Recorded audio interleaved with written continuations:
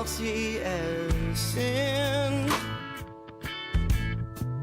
Welcome to the Tangle with Kyle Ridley, where we get tangled in all of life's chaos and curiosities and comfort. And speaking of comfort, I think a lot of listeners are finding comfort in my guest today. His name is Chris Housman, the incredible Chris Housman. He is an out and proud gay country artist. You're listening to one of his songs right now. It's called Guilty as Sin. I first heard about Chris about a year ago. A friend of mine sent me a clip of him, and then I did a deep dive into his music videos and his bio, and he has a pretty incredible story that we're going to get into, including the difficulties it is to be a gay country artist, and really the difficulties of being any type of country artist that isn't that cookie cutter box of what is getting played on country radio. It's not just queer artists that are speaking out. We've seen a lot of women come forward in recent years speaking out against the state of country music and what's being heard, what's being played on the radio.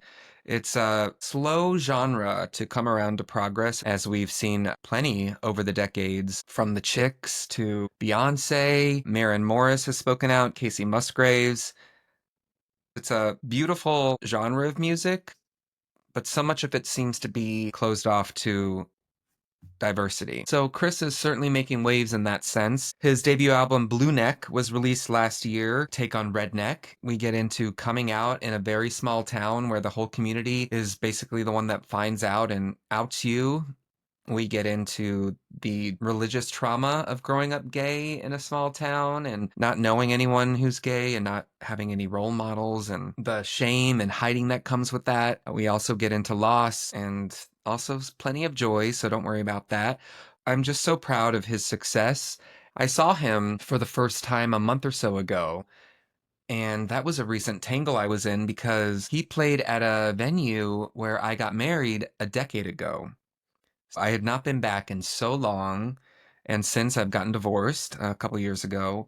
So it was a kind of a trip to think about going to this venue that is so cherished and sacred to me in a way, but going without my ex-husband. I was a little worried leading up to it. Like, am I going to be emotional? How is this experience going to feel? A decade ago, I was walking down that venue. It's a coffee shop. It's a small venue that's coffee and food. I mean, it's a beautiful stage and room for a couple hundred seats. And I had a pretty intimate 60-person wedding and hired a musician to play a beautiful set. And it was one of the highlights of my life, one of my favorite days ever. So to walk in those doors again and see Chris up there performing on the stage where I said my vows and looking around the room at everyone who's connected with Chris and his music, I just felt a little overwhelmed. A lot of it is happy songs. They make me smile, but I found myself bawling in parts of the show. Just being in that venue was overwhelming, but also witnessing everyone in that room looking at Chris and singing his songs and thinking of everything that Chris has been through and how pretty much everyone in that room, I'm sure everyone in that room has been through something similar. You know, it's a tough world out there. I think a lot of people in that room embraced Chris and his music because they resonate. And the resonating is beautiful, but it's also, I'm sure there's some pain involved. I put him on my old TV show that I was producing, and I was glad to be able to put him on a platform that hopefully some new people got to hear him. And I hope I'm doing the same today. Chris has a new song out this week, so make sure you stream it, download it, buy it. It's called Hidin' Something. And he's expecting to drop his second album later this year and hit the road again. He's been working hard at it for a long time. So that was a sort of a complicated tangle that I was in, but it ended up being really nice going back to that venue. And this is another loving tangle, was Father's Day over the past weekend. I've never really celebrated Father's Day. I did not grow up with a dad. I met my dad once when I was 15, sophomore in high school. That was an experience for another episode to get tangled in. But other than that, Father's Day has always just been a day. And my dad has since passed away. He passed away in 2019. But it always just comes and goes. You know, try to acknowledge Mom on Father's Day because she really was my biggest supporter and champion and caretaker through life. But this past Father's Day, I celebrated with the person I'm seeing, my partner, who I've been with for a year now, and he is a father of two. We definitely waited a while before I met the kids, 11 and 13 years old. We waited about a year for me to meet them. And this was our third time hanging out and gets easier each time. I think everyone's a little more at ease and understands the dynamics. And we went to lunch and with his mom, and it was an experience for sure, but all smooth, all sweet. I never grew up really wanting to have kids. I think for a moment when I was really young, be like, oh yeah, I'll grow up and get married to a woman and have kids. Then you discover yourself. And also, I'm the oldest of seven. That's another tangle to get into. Seven boys.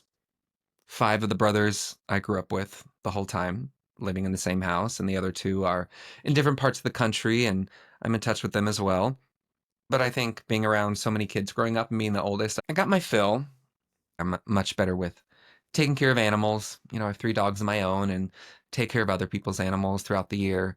And that's my joy. So, dog dad, and here to help and support as needed. But I'm grateful for the opportunity to be able to celebrate Father's Day with a wonderful father. Yeah, I never had that, but it's beautiful to watch him with his children. That's a privilege to see, and they adore him. I felt very fortunate to have that special day. And now let's get tangled with country singer-songwriter Chris Housman. Reminder to check out his debut album Blueneck and check out his new single dropping this week called Hidin' Something. And just support him all around. He's just the sweetest and definitely making a big name for himself, and I hope a lot of people catch on because he deserves that spotlight. So without further delay, here is Chris Housman. So you finished the first leg of your tour. Indeed. It's done. There's a lot. I have a lot of notes on what I want to talk to you about, but since that is the most fresh, this was your first headlining tour you did. What was that experience like being in front of crowds that were there solely to see you and resonating with your debut album? Yeah, that was honestly like surreal. And it took me like a long time to process. I don't know if I've still fully processed that, but like, especially that being, so that was the third show that I met you at. Just like even in Nashville, so many of the shows and stuff are either you're begging your friends to come or like occasional tourists are finding you or something like that. So wild to get outside of that world. And I know that I have followers online and stuff, but it's like, are they actually, gonna are people gonna come to shows, or that do they know about the shows? Are these people even real at all? Like all that stuff. It just pretty surreal and amazing. I was emotional a lot. Yeah, because you are 34, 35. 35, yeah. So you've been writing music for a long time. This was your first time stepping out on your own, and you revealed in our show in Vienna, Virginia, that you had been balancing music while also bartending and waiting for years and years and years, and you took a leap and quit your job to do this tour. How was that experience of actually deciding to leave that behind and make this full time? Terrifying, but at the same time, like, just feels so good. I gave him like a big heads up, like 2 months, and was like, hey, who knows if this will, like hash out. I might be begging for a job back in a few months, but I want to take the plunge. And they're like so supportive. It's like so terrifying to take that plunge into like doing something creative full time. But at the same time, if I was like having the victories and successes in music while also bartending and serving, I can't wait to see what happens when I can actually give it 100%. Now we'll go back to the beginning because when I was at your show, your album is, for the most part, it's pretty positive, it's upbeat. But when I was looking at the audience, I found myself crying in your show probably for a couple reasons. One, it was the same venue that I got married in 10 years Oh, ago and now divorced. So there was a nostalgia there, but also just looking at all the audience members that have sought you out and connected with your music and knowing the tribulations you've gone through living in such a small town growing up and the obstacles you've faced. I think it resonated more deeply with me. So let's go back to the beginning. You grew up in Kansas. How small of a town was it? about as small as it gets. 200 people in the town, and then I was on a farm 5 miles south of that. And you said that you did not know anyone gay growing up until yourself, till you were gay? Yeah, correct. Yeah, I was the first openly gay person I'd ever like met, other than like on TV, which yeah, that doesn't count. Were there any role models on TV or in music? I guess not really music as far as gay country singers. There's not been that many. There's Shelley Wright, I remember from the 90s, and Ty Herndon. Did you find comfort in any of their music or anyone you saw on TV, or did you have to discover it sort of all on your own? Yeah, it was a lot of discovering it on my own. 'Cause and Ty and Shelly, yeah, who were like the first. I don't believe, yeah, and they weren't out yet, either. So I definitely knew their music, loved them, but didn't seek them as role models at the time because they weren't out yet. So otherwise, I mean, I remember like The Real World being one of my first like exposures to like every other season. It felt like they'd have like a gay Yeah, like person. Danny or Pedro, and Yeah, yeah. yeah, and I remember one of them. Actually, I've met one of them, Davis Mallory. He used to live here, and he was on like the World Denver or something. But yeah, like stuff like that. Will and Grace a little bit, but that was even that like I had to watch like at 3 in the morning, like it, like if my like with the volume all the way down. Things like even Brokeback Mountain was a huge like with that. I remember buying the DVD on a school trip, and I gave it to my girlfriend. She took it to her house, and I went over to her house to watch it. Like, Wow. oh yeah, yeah. And But is a lot of that from stigma attached from when you were growing up? Was it religious? I would assume living in that type of small environment that there, your album's called Blueneck, there might be a lot of redneck mentality. yeah, yeah, definitely a lot of that. It's just so conservative and Christian, and just so rural, and kind of just feels like you're stuck in like a few decades behind. And no, like I don't even mean that offensively or anything. It's just so far from major civilization.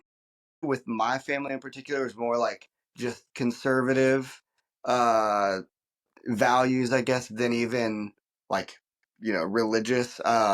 We were like my parents are like claimed to be Christian and stuff, but we weren't like having to go to church every Sunday or anything like that. We would go like when my grandma wanted us to sing and sing hymns and stuff, and we incorporate a lot of that music in our like sets and stuff. But it wasn't even so much. It was more stigma, and what I've since unpacked is just like real as fear of what other people are gonna think that I suppressed all that like sexuality stuff more so than like religious trauma. But even like that religious trauma stuff can just be like secondhand. Yeah, you sort of had to hide it for a while and sneak that Brokeback Mountain viewing in. You mentioned your Yeah. female friend. Was she someone that you opened up to first? Who did you come out to first? Yeah. Yeah. She might have been the first person. I think I was in sixth grade. That's young. Yeah, it was over like MSN Messenger.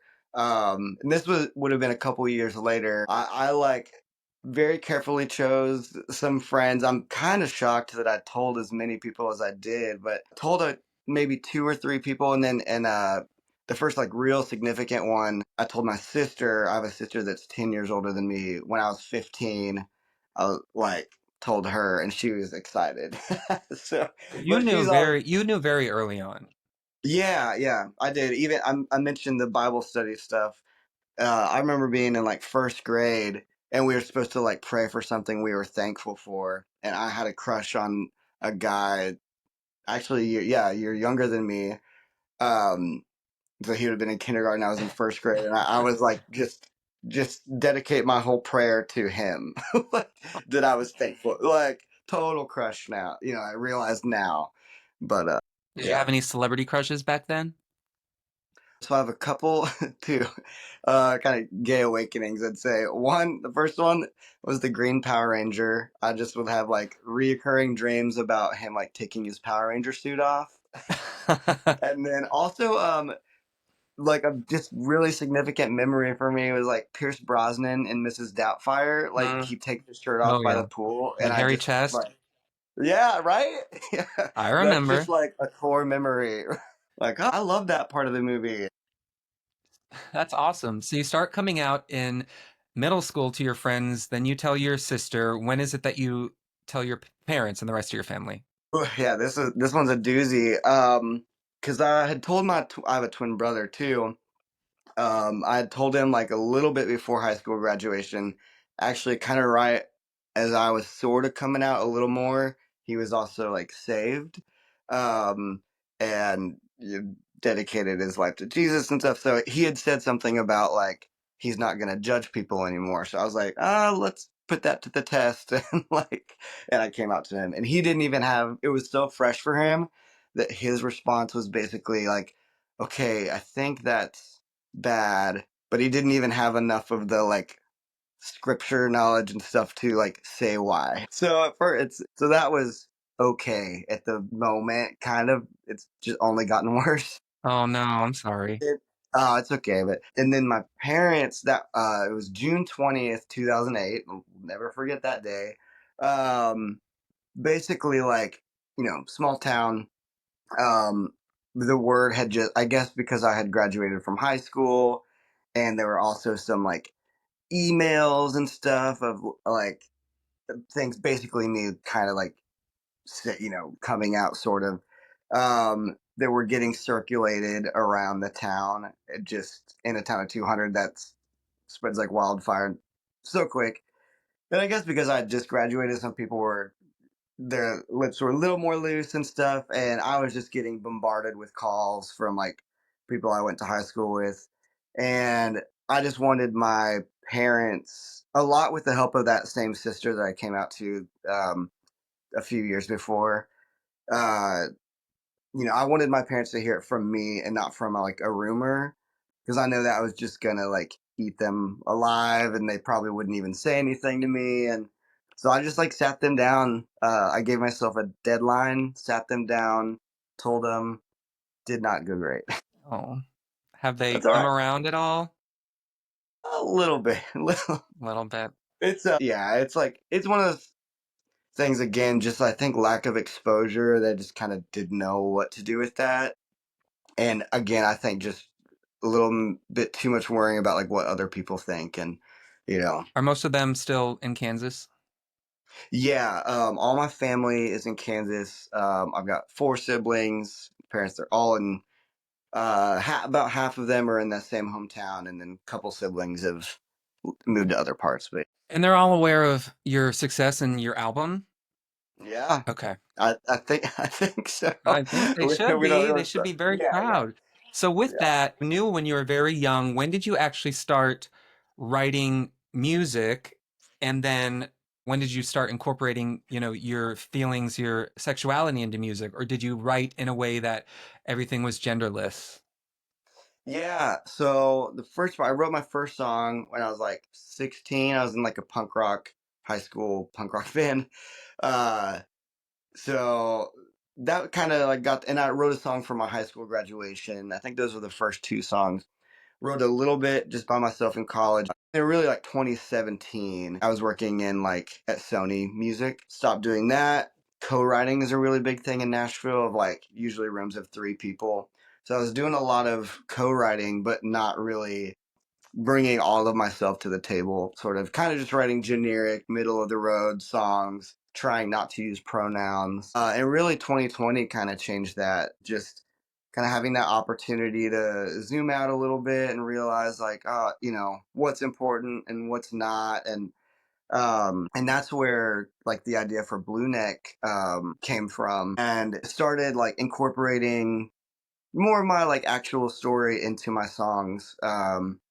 And TikTok felt like a safe place to kind of test that out on, because I was, at that point I'd been out for 12 plus years, but I was kind of like still watering myself down as far as music. The first couple of songs I did, nothing overtly gay or anything by any means in those. But yeah, I felt really validated by the success on TikTok. That really changed the whole trajectory for the songs I was writing. And did I read that the Chicks and Casey Musgraves, sort of their outspoken lyrics inspired you back in the day or showed that there can be Yeah. more outside of maybe this box of what country should be? Yeah, 100%. They were massive influences on me. Even the chicks, like, growing up on them, they just always felt, like a kind of safe, safe place.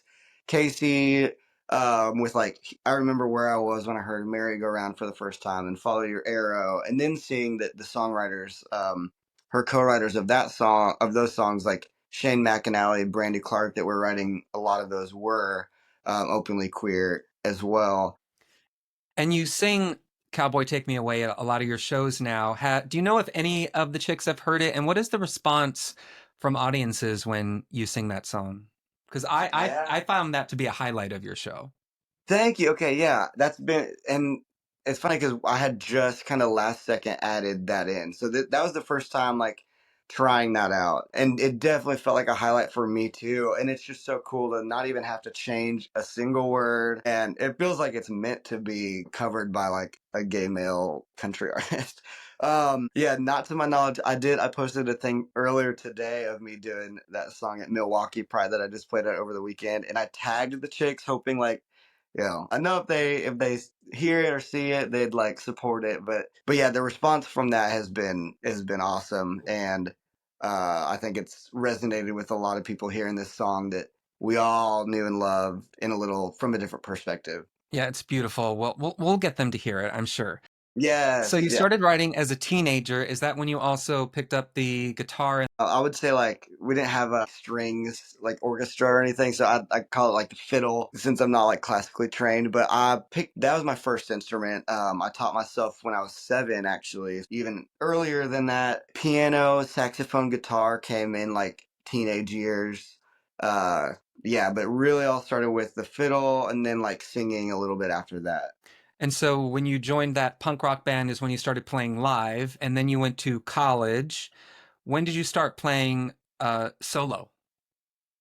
That was really after college, and because we did actually, after I taught myself fiddle, had a little family band with my parents and my twin brother and I. So that was kind of the bulk of my performing.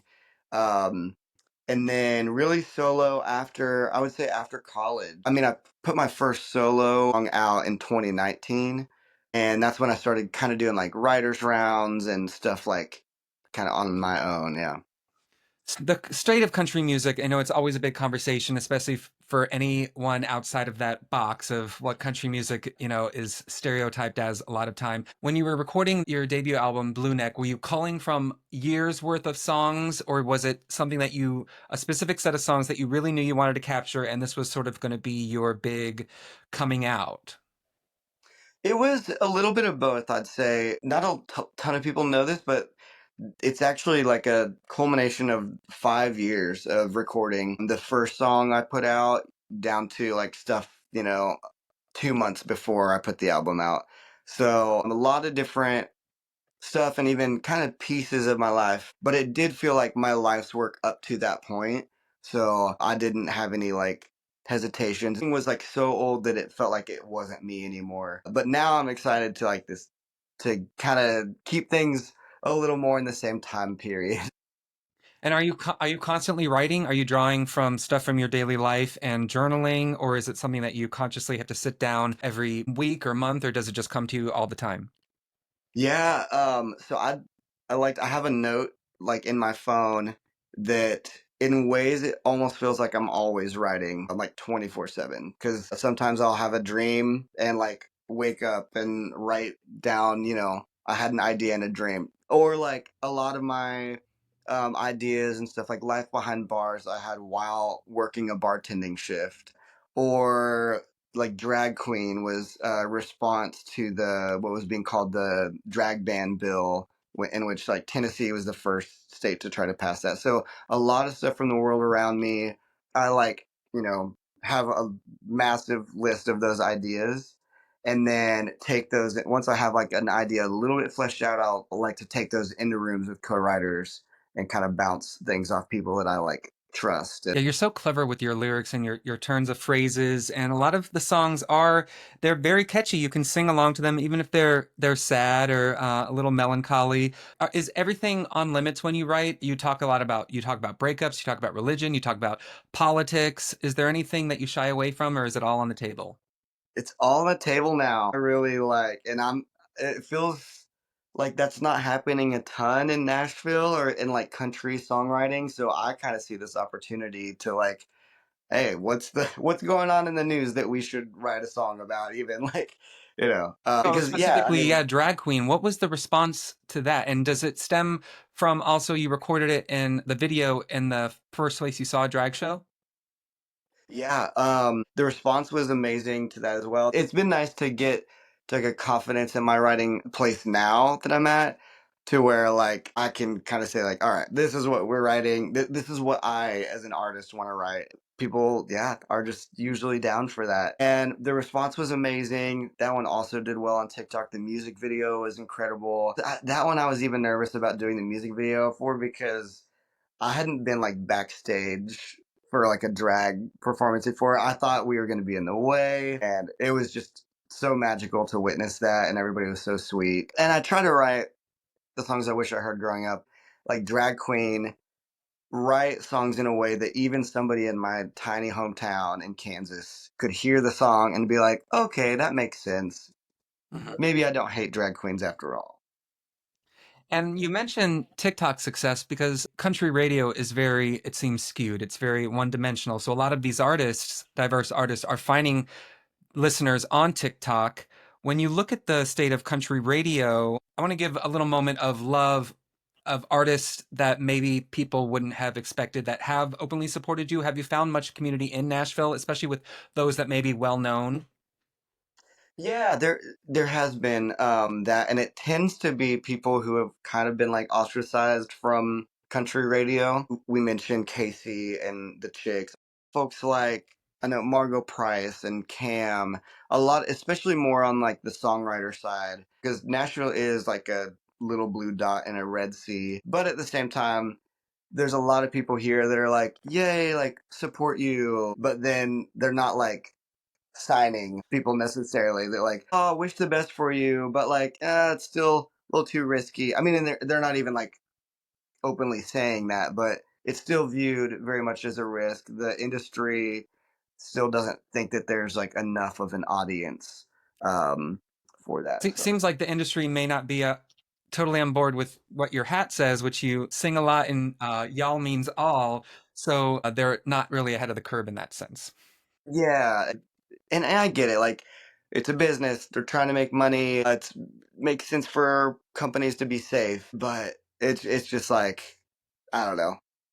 I want to go back to you're writing about your personal life. You write about dating. You write about missing the dogs when you break up with someone, and that's the thing you miss most. So tell me, how did you start finding your tribe friend wise? You know, finding friends in the gay community when you finally did go out? Was that college or was it Nashville? And then how you got into the dating scene?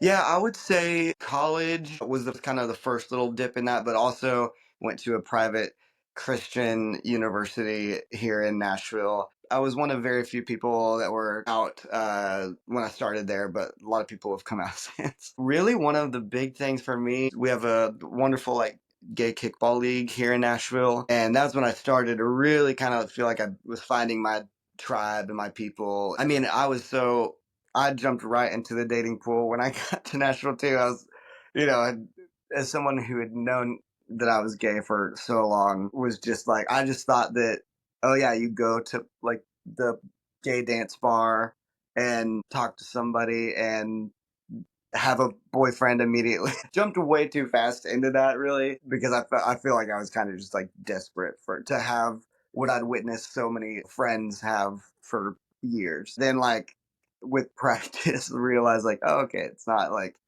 that easy and stuff. So And you were in a serious relationship with a man who is no longer with us. And I can relate. I had a former partner who passed away. Was the album released after his passing or before? after, yeah. So he got to see your success in that sense, see it released. Is this the loss? Is it something that you have written about? And is it something that you plan to incorporate in your next album? Yeah, I did write about it. Not as much as I kind of thought I would, to be honest. But some of those songs, like, kind of were already about that relationship and stuff, and we were kind of like on and off. So that was kind of already like a chapter I had closed. Of course, then that brought up a whole bunch more and just different emotions like I hadn't really experienced like grief and loss like on that close of a level. I think there's still probably like, you know, grief, loss topic in general songs to come. And there's like a nod, a little moment like at the end of the album to that incorporate like a voicemail from him. That also kind of felt like a chapter close. Of course, though, I'm always writing from experiences, whether they're now or 10 years in the past and stuff. So for the most part, though, I think that this album is kind of my like just moving on. It's again another mostly upbeat album. I mean, there's definitely the emotions in there and stuff too, and just the real and vulnerable, but mostly the like a kind of moving on album, I'd say. Are you planning to release this album this year or next year?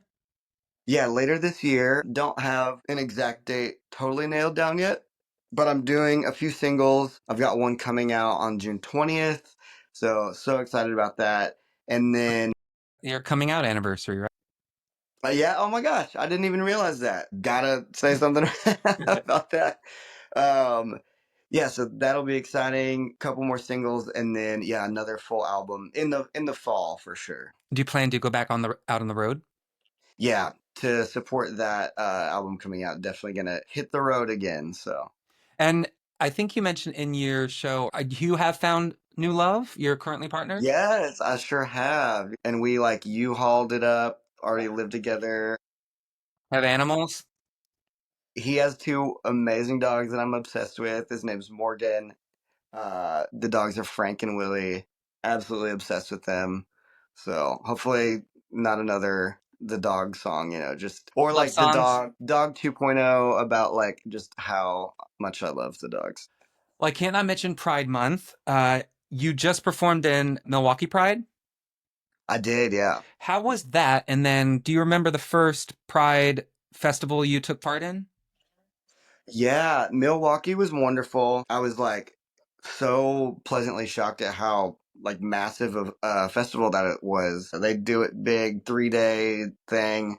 It was so smooth, everybody's so nice. So that was great. And my first Pride attending would have been in 2009. I went to Kansas City Pride with my sister, and that was we saw Crystal Waters, is Crystal that? Waters? Yeah. Yeah. Okay, yeah, saw So her. you and your sister are still close? Yeah, very close. Yeah. Has she tried to enlighten other family members, or is it just Yeah, typical? she's done a lot of like she's what I call her the glue family, that she's the one that everybody goes to, and then she's kind of the almost like mediator. So she's done a lot of work, a lot more work in that regard than she should be necessary. But no, she's so wonderful and just like wants everybody to like everybody just get along, which we get along. But I've just realized there's a little bit of a difference between like being close, truly close, and just like getting along. It's Yeah. kind of where we're at. Well, and we've gotten all tangled up in you and everything about you. The theme of the podcast, The Tangle, I want to know what you're currently tangled in now that you're loving, whether it's a show you're binging or movie or book or anything positive.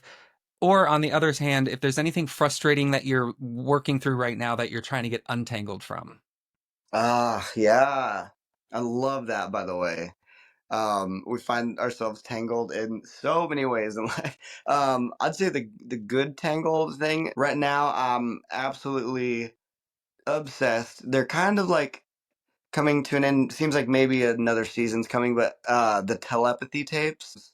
It's basically like exposing this entire world of neurodivergent and like especially like more autistic children and their telepathic abilities. Oh, That wow. is like all, and it's so amazing. It really like, especially as someone in, like I mentioned before, like a little bit of religious trauma. I spent a lot of my life just kind of full blown atheist, and then even just like podcasts like this that of just all these different stories, and they have all this kind of like scientific proof that like there's just more going on than we know, and I it's couldn't recommend enough. It's also just so like heartwarming and sweet. I'll have to watch that. Have you seen Love on the Spectrum? Oh yes, yep, another absolutely obsessed. Incredible people. Yeah. I was bummed. I just saw that like Tanner and Abby, and there's two from the newer season that I can't remember. That Tyler and Hmm. the like country people. They were just in Nashville for CMA Fest, and I'm bummed that I didn't get to meet Oh them. Like, no. Is there anything you need to get untangled from? gosh, I was on this panel recently. It wasn't even like a pride panel, but they were asking like kind of what advice I would give to, like a younger queer person maybe wanting to pursue country music. My like kind of answer to that just felt very fake, and I didn't really know what to say, to be honest. A queer person in general, of course, I would just say like be you, be 110% you. Don't let what anybody says like bring you down, etc., etc. But specifically, based on my own experience in the genre, I was like, I don't know that like it's something I would be like, yes, like go for it, and that just kind of like bothered me. Um, It's tough. Yeah. You see people who have come out and it's similar to the chicks. A lot of them are shunned or they're slowly pushed out or just silenced, quieted. They can still be out, but it's a much less magnified level. 100%, yeah. And then at the same time, I know queer people in the genre that are not out and they're killing it. So, and I'm not saying I would recommend that either, but yeah, I was like, that's just been kind of like, man, I don't know. Slowly, hopefully, more doors are opening. Like Maren Morris spoke out and said that she was sort of going in another direction and to not have to be in that system. But yeah, I guess with everyone, you have to seek out your tribe. There's people just like you. You just have to find it. And maybe it doesn't mean superstardom playing stadiums, but maybe someday it will. Yeah, exactly. It has to happen sometime, I think. Yeah. Well, I can imagine that like kids in high school right now, if they found your videos, might help them go along the way, especially people in Kansas or those rural towns. So I'm hoping, hopefully they're able Yeah. to, hopefully those TikTok videos show up on their end because I think it can help a lot of people. Yeah, I hope so too. Yeah, I hope it seems like it's, doing a pretty good job of like finding the right people and stuff, but there's always gonna be more. Yeah. So, yeah. Well, I so appreciate you taking the time. I'm really looking forward to the next album. Is it recorded yet or you're going into the recording out sessions? Most of it's recorded we're about halfway through, or just some finishing touches on a few songs, but focusing on the singles, getting in the studio soon. But all the songs are like written and stuff, and I've got the songs figured out. Really excited about it. Yeah, Well, that's awesome. Well, so excited. yeah, Whenever I make it to Nashville, I will hit you up. I love that city, yeah. so Please do. it's nice to know someone there. Awesome. When likewise, when I'm back over there, I love it over Yeah, there. you had a So great crowd there. They were singing along and everything. it truly, I'm not even saying this. It was like I know I was only halfway through the tour at that time, but it was my favorite show Oh, of all of them. yeah, it's a So great venue. We have a great crowd. Yeah, next time you might have to yeah, come into the actual city. I think you'll find even a bigger fan base there if you go into the yeah, actual district. 100. I can take you to the bars. Perfect, perfect. Awesome guy, that Chris Housman. Make sure to check out his album and download his new single and check him live when you can. He's a wonderful, wonderful artist and really giving a voice to the voiceless and hopefully inspiring others to play their music and play their songs and be themselves and not be scared. I think that's all we hope to be, is to feel free and limitless and break through those barriers, and he's definitely doing that. Thank you for listening to The Tangle with Kyle Ridley. Remember to like, rate, and subscribe wherever you get your podcast. I will see you next week with another wonderful guest and another Pride-themed guest, and I will talk to you guys soon.